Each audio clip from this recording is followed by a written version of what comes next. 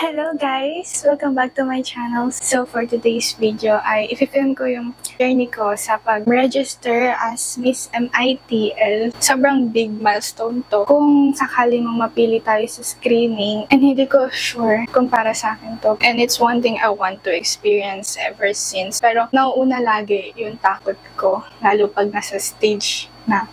Tatry natin na ma-overcome yung fear na yun and tingnan natin kung ganun ba talaga siya kahirap? Aminin man natin sa hindi talaga natural sa iba na maging confident katulad ko. Yun yung isa sa wino-work ko. Para bang hindi mo naaantayin na yung iba pa yung kumilos para sa'yo para magawa mo yung gusto mo sa buhay. So, let's see guys. Kinakabahan talaga ako na i-try to. Ngayon kasi, nagre-recruit na sila ng mga participants. Ang aim ko is may mas mga bagay na matutunan pa.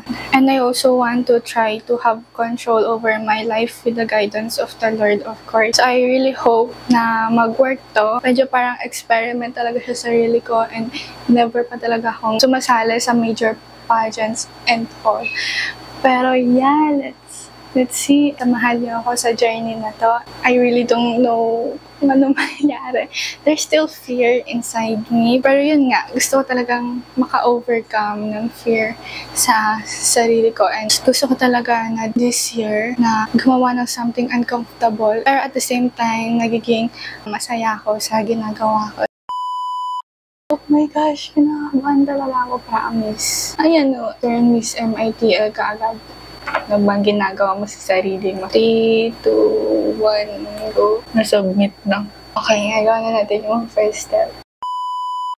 Hi guys! Just a quick update. Nung isang araw, binigay na sa amin yung criteria ng pag-screening ng mga candidate na magre-represent sa architecture. So, binigyan kami ng 4 categories, which is pinakamataas yung Q&A, then next yung walk, and then talent, and then confidence. So, that's the 4 categories na i-judge kami ng judges. So, yun lang yung update ngayon. Magpa-practice lang ako for the whole week. I will try to balance everything and sana maging maganda yung kalabasan. Hi guys! Quick update again. For today, I am actually going to see an ate and she's gonna teach me how to walk for a pageant. I try to reach out on someone whom I can trust na makikritik yun the way I walk since I'm not used to walking in high heels. I'm really excited kasi super out of my comfort zone itong ginagawa ko and I'm actually really conquering my fear and building my confidence. Hi guys! So yun, kakauwi ko lang galing practice. Practice lang kami for 2 hours pero ang dami ko nang natutunan sa kanya. I didn't regret na maghanap, na magko-coach before mag-screening. Pa-screening pa lang pero ang dami ko nang natutunan. I can't imagine myself na nakapag-practice ako ng lampa kanina. Not just with ate but with other people as well. Kahit ang daming nanonood na dumadaan-daan habang pa-practice. Yun na, tuloy lang talaga. Ayan lang muna ngayon. Tuloy-tuloy pa din yung practice. Hi guys! So, a quick update. So, kung nakikita nyo, nakaayos tayo ngayon because today is the screening day na. And kakatapos lang ng screening namin ngayon. And very fast lang. I think it took us 1.5 hour or 1 hour to do the screening, yung buo na. And I would say na hindi pala siya like super mahirap.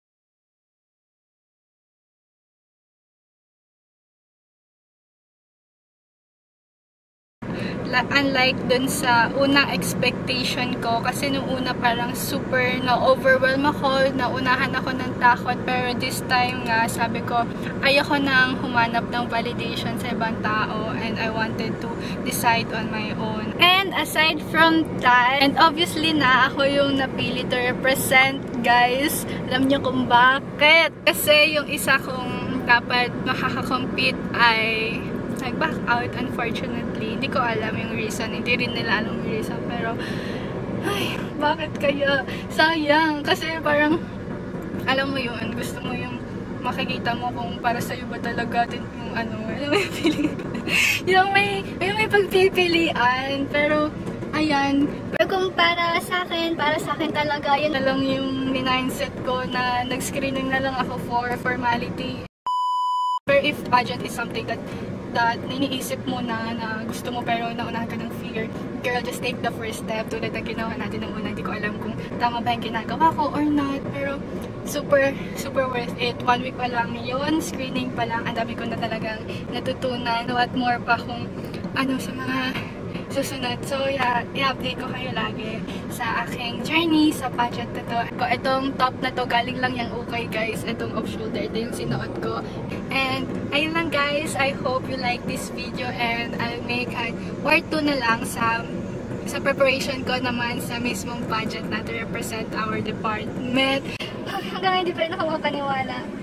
Parang wow. Nakaka-proud sa sarili kasi pinush ko yung sarili ko to get out talaga sa comfort zone ko and ma-enhance yung confidence and speaking skills ko sa public kasi yun talaga yung laging sa akin, yung laging kinakabahan and all. And gusto ko yun ma-overcome kasi I think that it is really a good asset lalo na in real world.